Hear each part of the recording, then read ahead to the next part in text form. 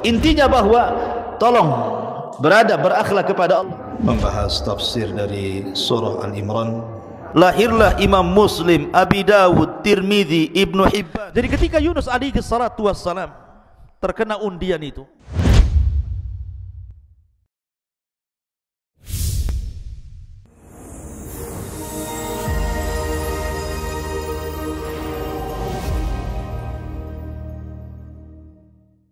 Bismillahirrahmanirrahim. Assalamualaikum warahmatullahi wabarakatuh.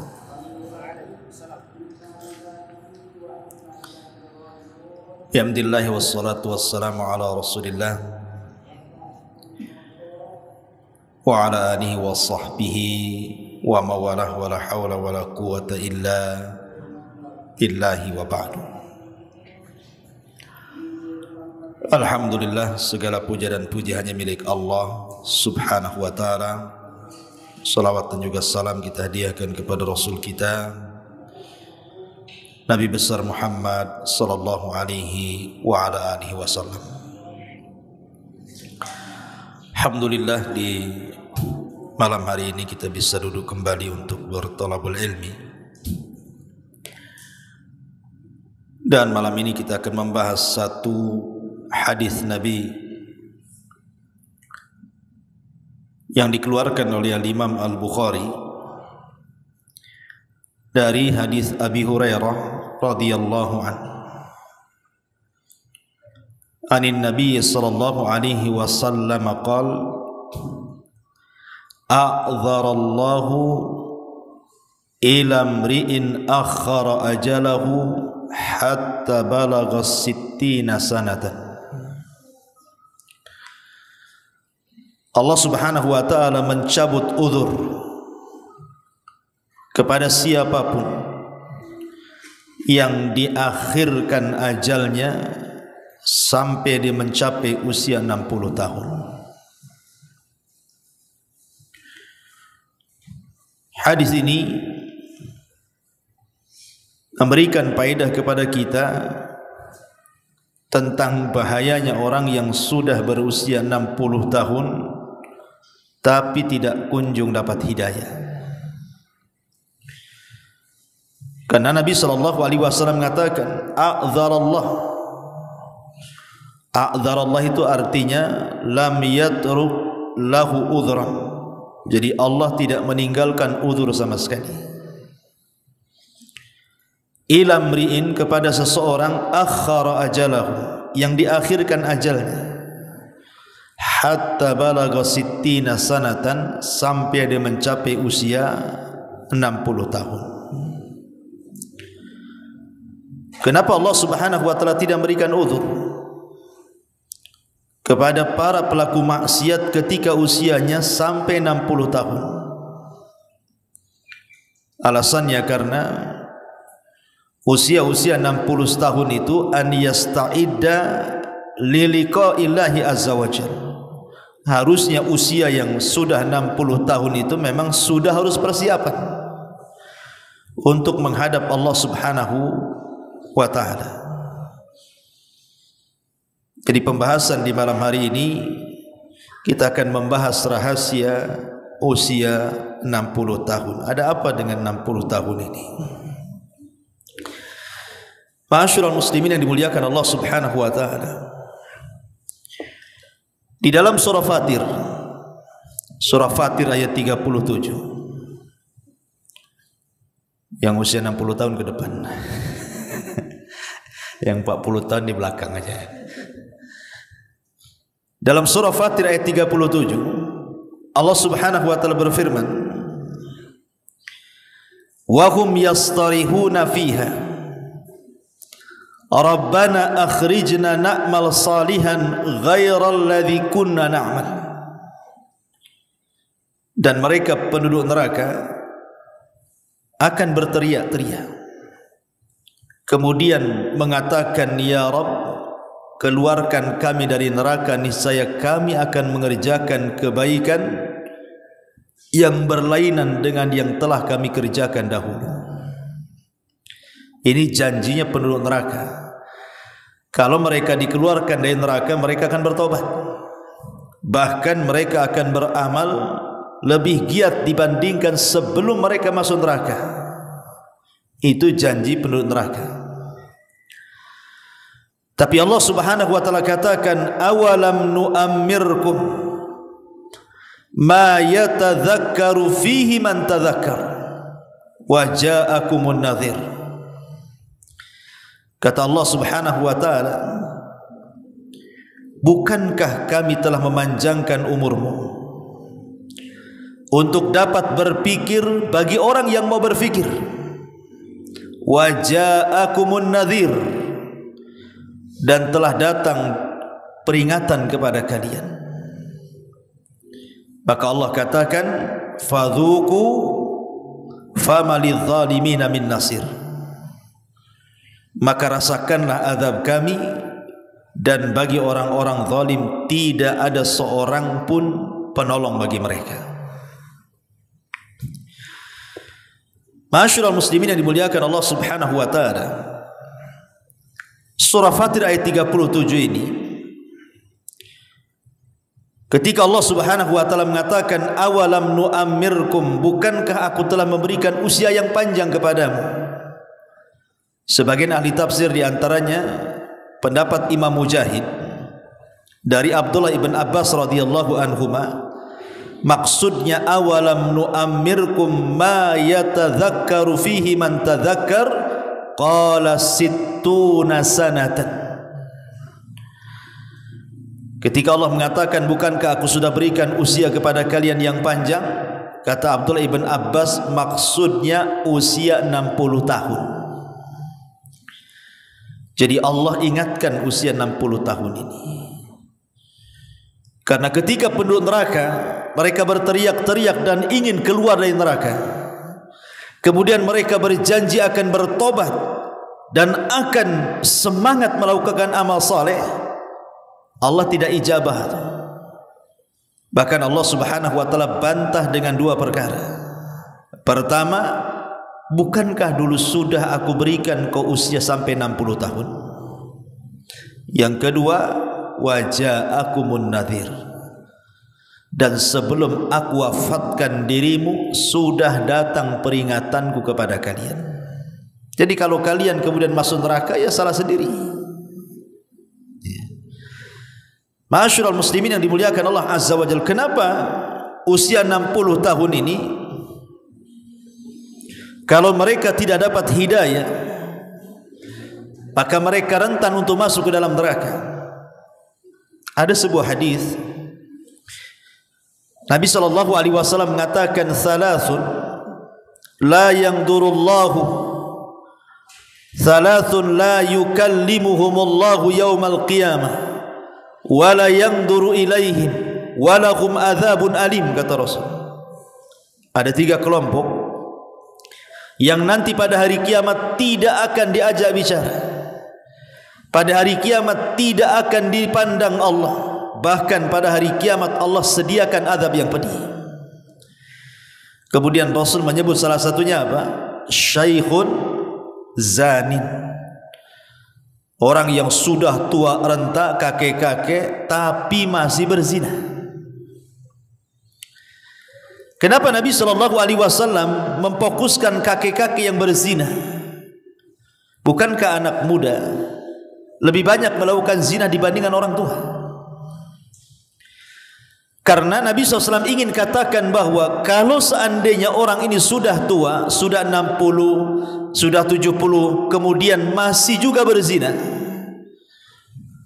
berarti memang kakek ini tak tahu diri. Dia tidak paham bahwa dia itu sebentar lagi akan mati. Berarti yang mendorong dia maksiat itu karena buruknya akhlak dan kebiasaan hidupnya. Karena orang yang sudah tua, apalagi sudah 70 tahun kemudian berzina, apa pendorongnya? Tidak ada pendorongnya. Kalau anak muda berzina mungkin syahwatnya masih meluap-luap, wajar. Akhirnya terkalahkan dengan syahwatnya, berzinalah anak muda.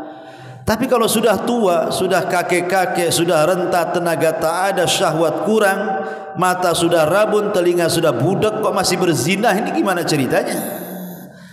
Makanya kemudian para ulama mengatakan orang yang sudah tua berzina lebih besar dosanya dibandingkan anak muda berzina. Ma'asyiral muslimin yang dimuliakan Allah Subhanahu wa taala.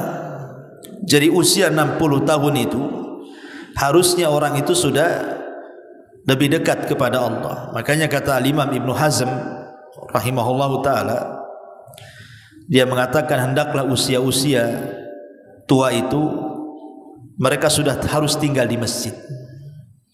Harus banyak duduk-duduk di masjid. Kan apa kegiatan orang yang sudah tua apalagi sudah pensiun kan? Tinggal duduk di masjid aja lah dari maghrib sampai ke isya gitu ya. Nanti dari subuh gitu, habis subuh sampai ke syuruk. Nanti dari zuhur sampai ke asar gitu ya. Kalau udah tua apalah kerjaannya? Harusnya kata Imam Ibnu Hazm, seharusnya orang yang sudah sepuh itu harus memperbanyak tinggal di masjid. Karena perjalanan dia sudah dekat. Ma'asyiral muslimin yang dimuliakan Allah Azza wa Jalla. Lah di sini Allah Subhanahu wa taala setelah mengingatkan usia 60 tahun dan Allah katakan awalam nu'ammirkum ma yatadzakkaru fihi man tadzakkar. Kemudian Allah mengatakan waja'akumun nadhir. Dan telah datang peringatan kepada kalian. Apa peringatan di sini? Ada 6 penafsiran para ulama tentang makna peringatan dalam surah Fatir ini.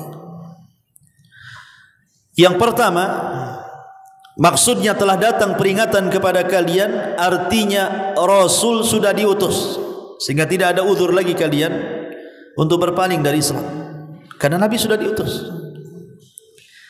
Dan ajaran Nabi SAW sudah sampai kepada kita lewat para ulama, lewat para asatidz. Tapi kenapa kalian tidak mendengarkan peringatan-peringatan itu?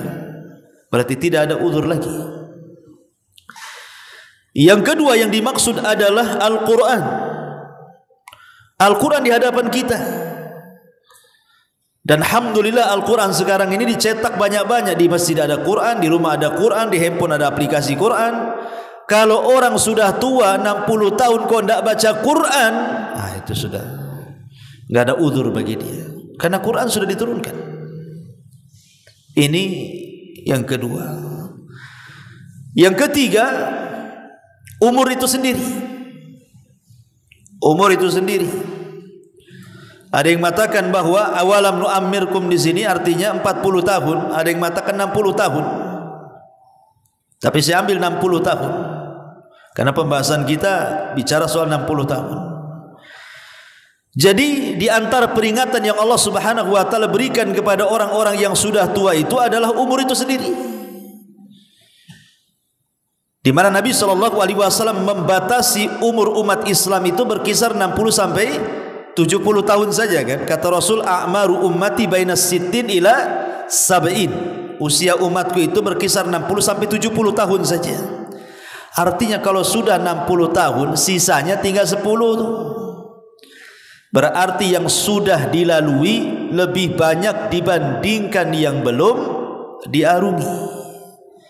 Yang sudah dilalui sudah 60 tahun. Berarti sisanya tinggal 10 tahun lagi. Iya, kalau seandainya mati di usia 70 tahun, kalau matinya di usia 65 tahun, tidak sampailah kan. Sehingga kalau seandainya kemudian umur yang ia sudah tempuh itu tidak menjadikan peringatan kepada dia, masih merasa muda saja, ini bahaya nih. Karena ada tua-tua keladi itu kan, tua-tua gak jadi-jadi ya. Tua-tua gak jelas, kayak masih muda saja, padahal jalan 100 meter aja ngos-ngosan. Naik tangga ke atas aja gak kuat, tapi masih muda saja. Terlente itu bahasanya itu apa? Ya. Jadi masih orang-orang tua yang seperti ini tidak tahu diri, tahu umur, harusnya lebih dekat kepada Allah Subhanahu wa taala. Ini yang ketiga. Yang keempat, di antara nadhir juga adalah asyaib, uban di kepala. Karena biasanya usia 60 tahun itu udah banyak ubannya tuh. Makanya disebutkan oleh Imam Ibnu Qutaibah rahimahullahu taala. Jadi Iyas ibn Qatadah ini ada seorang ulama salaf, Iyas ibn Qatadah. Kalau dia ngaca, kemudian dia tampak di janggutnya ada rambut putih ataupun uban, maka dia akan ngomong sendiri dan mengatakan, aral mauta yatlubuni, sesungguhnya aku sudah melihat kematian itu sudah mencari aku, katanya. Jadi kalau seandainya antum ngaca gitu kan, kok di janggutnya sudah ada ubannya, di rambutnya ada ubannya, ngomonglah, ini malaikat lagi nyari-nyari aku nih, jangan-jangan di belakang rumah pula malaikat tuh, katanya. Nah, itulah ulama salaf seperti itu. Ini seolah-olah kalau sudah ada uban itu ingatnya apa? Lagi dicari-cari malaikat maut. Itu kata Iyas ibn Qatadah rahimahullahu ta'ala. Dan dikatakan oleh Al-Hafidh Ibn Rajab Al-Hambali rahimahullahu ta'ala, siapa yang tidak mengambil pelajaran dari uban di kepala atau di janggutnya, siapa yang tidak mengambil pelajaran dari uban di janggut atau rambutnya, berarti matilah hatinya, katanya. Hatinya mati, keras hatinya. Kemudian dikatakan juga oleh para ulama seperti Al-Imam Al-Baghawi rahimahullahu ta'ala, asyayyibu nadhirul mauti, uban itu peringatan telah dekatnya kematian. Dan yang lain mengatakan asyayyibu awwalu marahilil maut, bahwa rambut putih itu awal dari tingkatan-tingkatan telah dekatnya kematian orang itu. Makanya kita lihat kisah Nabi Ya'qub alaihi salam ketika didatangi malaikat maut kan. Apa kata Nabi Ya'qub? Kenapa kau tidak utus alamat kepadaku biar aku tahu bahwa aku akan meninggal? Maka kata malaikat maut, kan sudah, Allah sudah utus 3 alamat lagi kepadamu, katanya. Kata Ya'qub, apa itu? Maka malaikat maut mengatakan, putihnya rambutmu, bungkuknya badanmu, dan lemahnya fisikmu, katanya. Itulah tanda-tandanya. Kalau sudah rambut beruban semua, kemudian badan mulai membungkuk dan sudah tidak lurus lagi, kemudian fisik mulai melemah dan tidak punya kekuatan lagi, itu tanda-tanda. Tanda-tanda bahwa malaikat maut sudah dekat-dekat. Ini yang keempat. Kemudian yang kelima, di antara nadir adalah mautul aqarib. Banyaknya orang yang meninggal di sekitar kita. Rata-rata kalau usia 40-60 tahun, ikhwan, itu rata-rata pasti dia akan kehilangan kawan-kawannya kan. Karena rata-rata kawan-kawannya sudah meninggal tuh. Mungkin kawan yang tahun kemarin masih ngopi, masih ngeteh, masih ngwaci, masih apa gitu ya depan kita itu, tiba-tiba ada pengumuman inna lillahi wa inna ilaihi raji'un. Dan pasti juga kalau ketemu nih sesama kawan yang usia 60 tahun, pasti pertanyaannya, si kawan masih hidup enggak? Itu pertanyaannya. Masih hidup enggak si kawan itu? Pertanyaannya hidup mati aja itu. Nah, tapi kalau seandainya masih anak-anak muda kan, kalau ketemu kawan enggak mungkin lah cerita hidup mati. Paling kerja apa dia? Itu kalau masih muda-muda kan. Tinggal di mana? Itu kalau masih muda-muda. Kalau sudah 60 tahun ketemu kawannya, pertanyaan cuma satu, masih hidup tuh si anu tuh. Dah mati. Innalillahi wa inna ilaihi raji'un, katanya kan itu. Artinya bahwa dengan banyaknya kematian teman-teman dia, ya, sudah tidak bisa lagi hanya kenangan saja, ingat nostalgia zaman dulu. Sebenarnya dengan banyaknya kematian teman-teman itu sudah sinyal itu sebenarnya. Itulah nadir, peringatan. Bahwa dengan kawan-kawannya yang banyak meninggal duluan itu, harusnya itu peringatan bagi kita yang usia 60 bahwa kita pun akan seperti dia. Berarti kita tidak jauh lagi itu. Kalau si anu saja sudah mati, kawan satu kelas, berarti malaikat maut yang ngincar-ngincar yang satu kelas. Nah, ini juga nadir, peringatan. Ya, jadi mautul aqarib termasuk juga kematian orang-orang dekat kita, teman-teman dekat kita. Kemudian yang nomor 6 di antara nadir juga adalah al-musibah. Biasanya umur 60 tahun itu sudah melewati musibah. Entah musibah yang mengarah kepada kematian dia. Kan sering kita ini kadang-kadang lagi naik motor, tahu-tahu harusnya mati gitu ya, ketabrak, tapi masih diselamatkan. Harusnya kita masuk parit, tahu-tahu alhamdulillah tidak apa-apa. Ketika ngantuk harusnya nabrak, tahu-tahu tidak nabrak. Itu kan musibah tuh. Sebenarnya itu sinyal-sinyal tuh yang kayak gitu tuh. Dan usia 60 tahun itu sudah biasanya seperti itu. Karena apa? Pandangan sudah rabun, pendengaran juga sudah kurang, kekuatan fisik pun sudah mengurang. Kadang-kadang kalau jalan pun kadang-kadang mudah jatuh. Sudah banyak musibah tuh biasanya. Dengan berbagai macam komplikasi penyakit di badan dia saja, itu sudah dekat-dekat tuh. Karena usia 60 tahun itu biasanya kalau ngobrol dengan kawannya, itu bukan soal penyakit, tapi soal fasilitas rumah sakit. Ya kan? Kalau dulu kalau 40 tahun ialah soal penyakit. Mana? Asam urat, gula, kolesterol, itu 40 tahun. Kalau 60 tahun fasilitas rumah sakit biasanya. Jangan di situ, sana bagus rumah sakitnya. Itu yang dibicarakan tuh. Di sana pakai BPJS semua luar biasa penanganannya. Nggak ada lagi cerita penyakit, cerita fasilitas. Lah ketika kemudian cara bicaranya saja sudah beda tuh kan. Bukan lagi cerita penyakit, cerita fasilitas. Harusnya itu sebenarnya peringatan keras. Bahwa sebenarnya tinggal sejengkal lagi hidup dia tuh sebenarnya.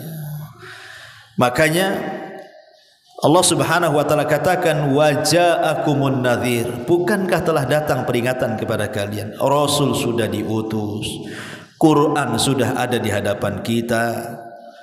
Kemudian juga apa tadi? Umur sudah 60 tahun. Kemudian kepala janggut juga sudah beruban. Kemudian banyaknya kematian teman-teman sebaya dia. Kemudian juga banyaknya musibah, penyakit dan macam-macam. Kalau tidak menjadi peringatan bagi dia, ini memang orang tua tak tahu diri nih kayak gini nih. Kalau 6 perkara sudah ada loh, kok nggak sadar gitu ya. Memang su'ul khotimah itu. Persis seperti sabda Nabi SAW di awal tadi, a'dzarallahu ilamri'in akhara ajalahu hatta balagha sittina sanatan. Allah mencabut uzurnya kepada siapapun yang diakhirkan ajalnya sampai usianya 60 tahun. Kalau dia berbuat maksiat, Allah tidak akan terima uzurnya. Kok sudah tua masih maksiat pula, masa saya kasih uzur kata Allah? Tidak bisa ya. Makanya kemudian kenapa penduduk neraka itu berteriak-teriak, mereka meminta agar dikeluarkan di neraka dan berjanji untuk beramal saleh, tapi Allah mengatakan awalam nu'ammirkum ma yatadzakkaru fihi man tadzakara. Sudah ku kasih 60 tahun umurmu dan peringatan sudah datang kepadamu, kok kita tidak bertobat? Seolah-olah Allah ingin katakan seperti itu. Ma'asyiral muslimin yang dimuliakan Allah Subhanahu wa taala, makanya jangan lagi cerita usia 60 tahun. Usia 40 tahun saja Allah Subhanahu wa taala berfirman ketika sebelumnya bicara tentang birrul walidain.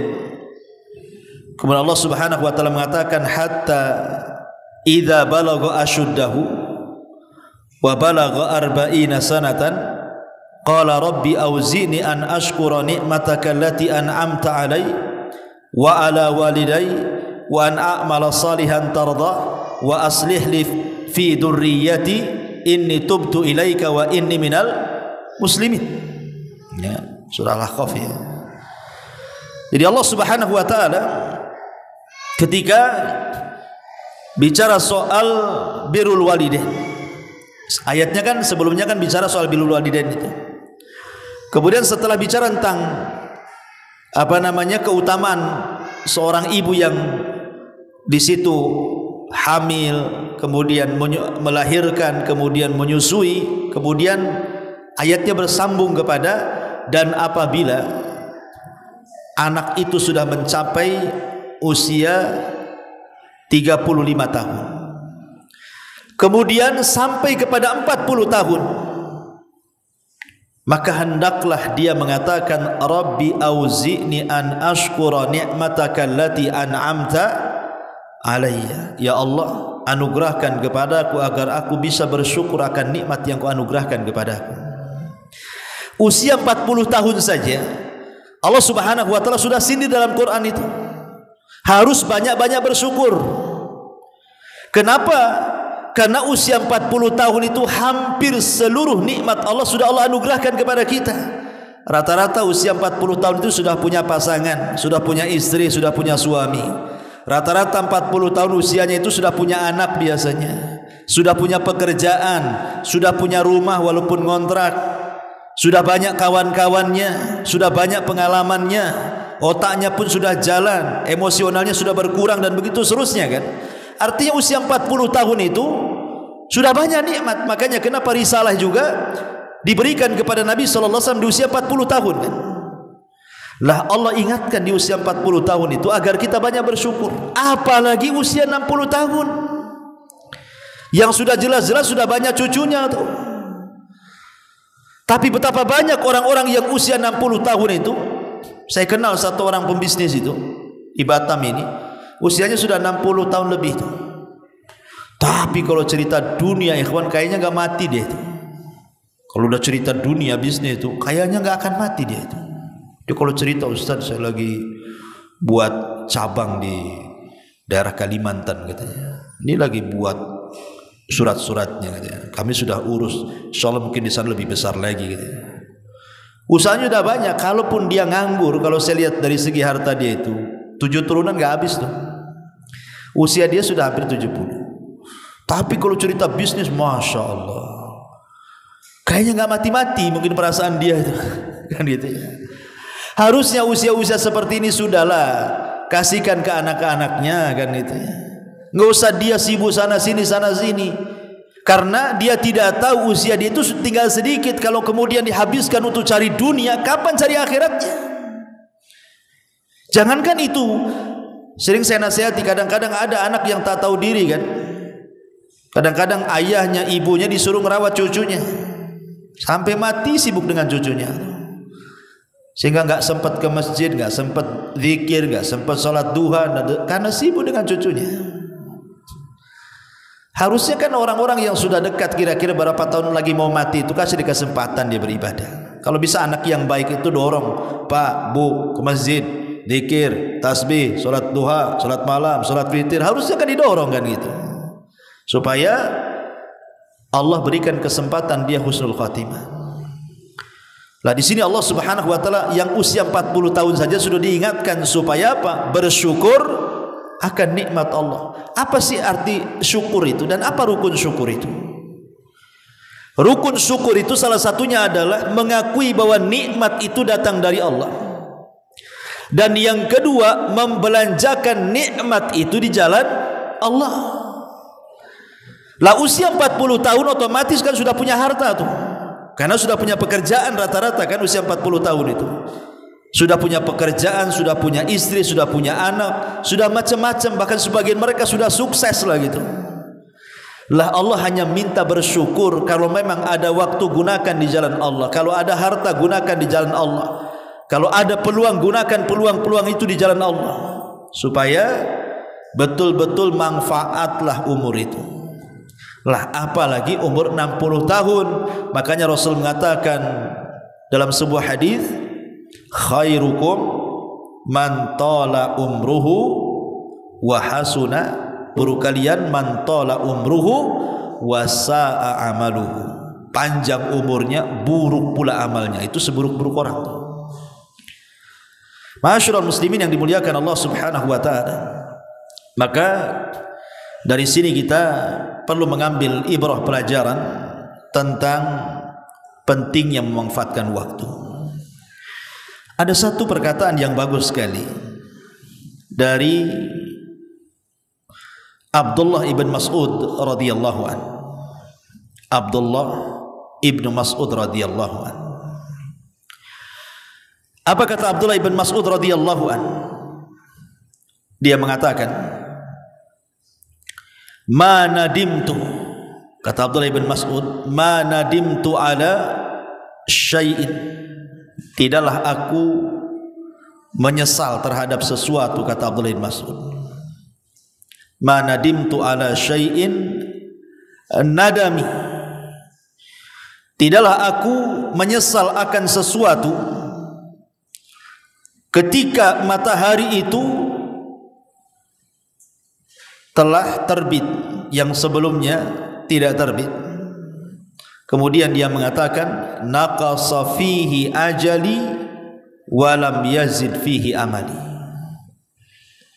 Ma nadimtu ala syai'in nadami ala yaumin gharabat syamsuhu naqasa fihi ajali wa lam yazid fihi amali. Aku tidak pernah memiliki penyesalan yang dalam, kata Abdullah bin Mas'ud, dibandingkan dengan penyesalanku akan berlalunya satu hari dalam hidupku, tetapi amalku tidak bertambah sementara usiaku makin berkurang. Kata Abdullah bin Mas'ud, aku paling menyesal nih kalau satu hari ini kok nggak ditambah, kok sama aja amalan sekarang dengan kemarin. Amalan sekarang dengan minggu kemarin kok sama saja, nggak ada tambah-tambahnya gitu. Aku menyesal karena lewat satu hari seolah-olah lewat umur dia. Makanya Hasan Al-Basri rahimahullahu ta'ala, dia mengatakan, "Ya ibna Adam, innama anta ayyam." Wahai anak Adam, engkau itu hanya bagikan hari-hari.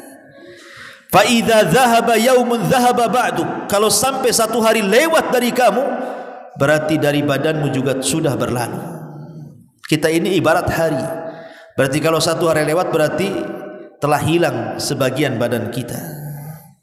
Makanya dia mengatakan, "Adraktu aqwaman kanu ala awqatihim ashadda minkum hirsan ala darahimikum wa dananirikum."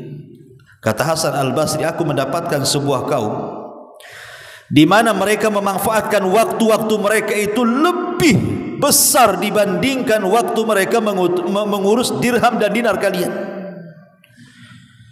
Tentu karena Hasan Al-Basri kan seorang tabi'in, berarti cerita sahabat ya kan.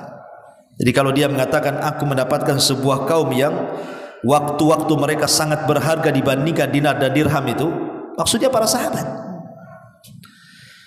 Ya, jadi para sahabat itu mereka lebih mementingkan kehidupan akhirat dibandingkan kehidupan dunia gitu maksudnya. Kalau kita kan terbalik kan gitu ya. Kalau kita lebih banyak mengurus dinar, lebih banyak mengurus dirham, tapi lebih sedikit mengurus akhirat. Itulah kebalikannya kita. Ma'asyiral muslimin yang dimuliakan Allah Azza wa Jalla. Makanya dia mengatakan ada satu kaum yang mereka bersih keras di dalam memanfaatkan waktu-waktu mereka dibandingkan dinar dan dirham mereka. Lihat Abdurrahman bin Auf. Ketika ada yang mengatakan riwayat ini dilemahkan, tapi masyhur kisahnya kan. Abdurrahman bin Auf ini kan datang dari Syam, bawa kafilah dagang banyak sekali. Saking banyaknya kafilah dagang itu, karena kan dipanggul dengan unta. Lah unta ini menginjak padang pasir, akhirnya jadi debu lah. Kemudian dihempas angin sampai debunya menutup kota Madinah. Jadi Aisyah radhiyallahu anha mengatakan, kenapa Madinah tertutup debu?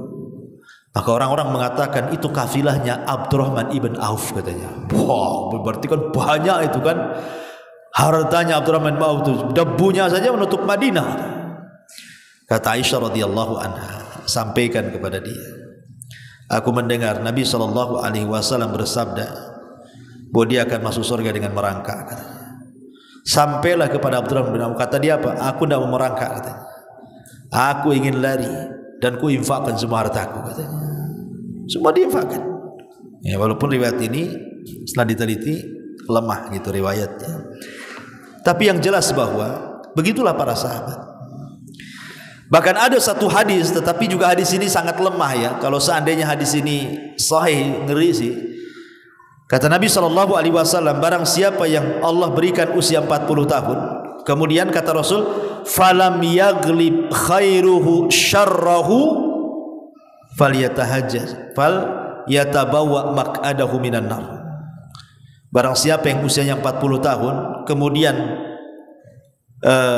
kebaikannya tidak sampai mengalahkan keburukannya, silahkan tuntun orang ini ke neraka, katanya. Siapa yang usianya 40 tahun kemudian kebaikannya tidak mengalahkan keburukannya, tuntun saja orang ini ke neraka, katanya. Coba kalau hadis ini sahih kan ngeri, tapi hadis ini dhaif jiddan, sangat lemah sekali dan tidak bisa terangkat. Tetapi kalau kita memahami hadis ini secara makna, ada benarnya juga. Karena usia-usia apalagi sampai 60 tahun kok kebaikannya tidak sampai mengalahkan keburukannya, alias keburukannya masih di atas kebaikannya, itu alamat su'ul khotimah namanya. Alamat su'ul khotimah. Kalau sudah tua kok masih berbuat buruk, tidak nambah kebaikannya, ini alamat su'ul khotimah orang kayak gini nih. Walaupun kita tidak bisa menunjuk person satu persatu gitu kan. Terkadang ada juga yang Allah kasih rahmat. Mungkin dari kecil dia beramal amalan ahli neraka, kemudian di ujung hayat tiba-tiba dia mengamalkan amalan ahli sorga, akhirnya Allah masukkan ke sorga. Ada juga karena amal itu ditentukan dengan akhirnya kan. Tetapi siapa yang tahu bahwa akhir kehidupan kita itu seperti itu? Jangan berdalil dengan hadis ini. Gak apa-apa Ustaz, nanti aja lah saya tobatnya, katanya. Nanti kalau dekat-dekat mati saya tobat, katanya. Kan ada hadis, ya, seseorang beramal dengan amalan ahli neraka, tiba-tiba di akhir hayatnya dia beramal dengan amalan ahli sorga, akhirnya dicatat jadi penduduk sorga. Mudah-mudahan saya seperti itulah, katanya. Enak kali kalau ngomong itu kan. Ya. Iya kalau seperti itu. Apakah Anda tahu akhirnya seperti itu? Tidak tahu. Ya, kita tidak tahu akhir sandiwara kehidupan kita, semua sutradaranya Allah. Ma'asyiral muslimin, kita ini hanya dituntut fakullun i'malu fakullun muyassarun lima khuliqa lahu. Sudah beramal saja, maka kalian akan dimudahkan dengan amalan itu. Fa amman a'ta wattaqa saddaqa bil husna fasanuyassiruhu lil yusra. Kalau memang dimudahkan amalannya, kebaikannya, Allah akan mudahkan lagi ke surga tuh.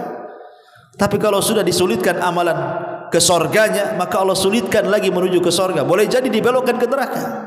Fasanuyassiruhu lil usra. Jadi kewajiban kita ini hanya i'malu, beramal dan beramal. Karena kita tidak tahu ujung amalan kita apa kan itu. Karena Rasul yang mengatakan i'malu fakullun muyassar. Beramalah karena setiap kalian itu akan dimudahkan terhadap apa yang kalian amalkan itu. Lima khuliqa lakum. Terhadap apa yang sudah kalian amalkan. Karena biasanya amal soleh itu akan melahirkan amal soleh yang lainnya. Sebagaimana dosa juga akan melahirkan dosa yang lainnya. Kalau kita sudah terbiasa melaksanakan sholat 5 waktu, kemudian ingin meningkatkan dengan sholat sunnah duha, itu akan mudah. Ketika kemudian kita sudah melaksanakan sholat duha untuk meningkatkan amal soleh di malam hari, itu mudah. Kenapa? Karena sudah terbiasa dari yang wajib, ibadah siang, naik kepada ibadah malam, pasti akan mudah tuh. Kenapa? Karena ibadah itu melahirkan ibadah yang lainnya. Sama dengan maksiat juga gitu. Maksiat itu melahirkan maksiat yang lainnya. Orang kalau sudah gemar satu maksiat, pasti akan gemar kepada maksiat yang lainnya. Orang punya utang tak mau bayar, mulai dia berdusta. Mulai dosanya tak mau bayar utang, nambah dusta. Kemudian sudah berdusta, marah-marah pula sama orang yang diutangi. Timbul dosa yang marah-marahnya. Kemudian tambah lagi ngasut orang pula. Dia yang utang, dia yang gibah kawannya. Mulai ngerembet tuh dosanya kemana-mana. Dosa itu melahirkan yang lainnya. Makanya kalau seandainya orang sudah tua kok tidak bertobat, itu merembet dosanya itu. Akhirnya dia meninggal dalam kondisi su'ul khotimah. Tapi kalau sudah tua dia memperbanyak amal soleh, nanti amal soleh akan melahirkan amal soleh yang lain. Amal soleh yang lain melahirkan amal soleh yang lainnya. Akhirnya boleh jadi Allah tutup dengan amal soleh yang terakhir dia kerjakan. Kan alhamdulillah. Ya, jangan menerka-nerka. Kapan tobat? Sudah 40 tahun nunggu 60 tahun Ustaz. Sudah 60 tahun kapan tobat? Nunggu haji Ustaz. Tak haji pun. Ya. Sudah haji tak tobat juga, jadi kepala sabung ayam. Ma'asyiral muslimin yang dimuliakan Allah Subhanahu wa taala, intinya bahwa di sini Allah ingin peringatkan kepada kita dalam surat ini tentang bahaya usia 60 tahun kalau tidak bertobat kepada Allah Subhanahu wa taala. Wallahu a'lam bishawab. Ini yang bisa saya sampaikan. Subhanaka wa bihamdika asyhadu an la ilaha illa anta astaghfiruka wa atubu ilaik. Allahu ta'ala alam. Assalamualaikum warahmatullahi wabarakatuh. Intinya bahwa tolong berakhlak kepada Allah. Membahas tafsir dari surah Al-Imran. Lahirlah Imam Muslim, Abi Dawud, Tirmidzi, Ibnu Hibban. Jadi ketika Yunus alaihi salatu wassalam terkena undian itu,